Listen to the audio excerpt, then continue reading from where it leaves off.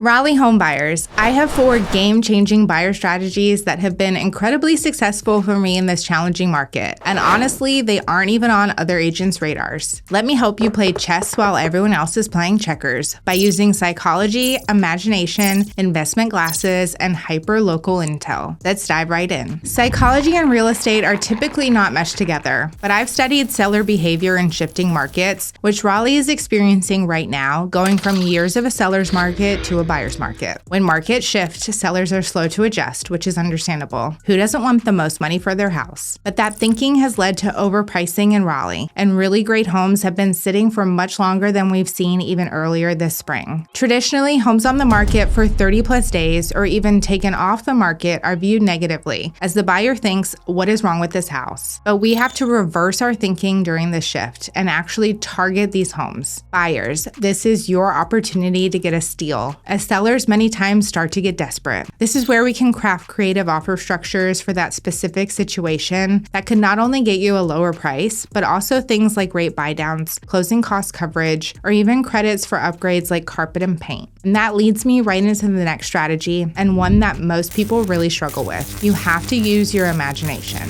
Listen, some homes are sitting on the market because they are truly stinkers, but there are others that may not show well, but have incredible potential with even just minor fixes. Using your imagination involves seeing past the bad paint jobs, the cluttered home, and the unsightly curb appeal, and look at the bones of the house. The vast majority of buyers really struggle with this and write off these homes as soon as they pull up. But if you can envision the potential and are willing to do some of the minor work, you can land yourself a diamond in the rough. Sometimes all it takes is a good paint job, refinished floors, or new carpet. Other times, reimagining the use of spaces can change the whole game. I love this part of real estate, which is why I've flipped many homes in the past. And I would love to help you in this area, as this can be very challenging. Beyond your imagination, helping you land a good deal on the front end, it can make you a ton of money down the road, which brings us to our next strategy. But before we get into it, there are some critical secrets and strategies that I just can't give away publicly, but I use them all with my clients, and our team would love to help you too.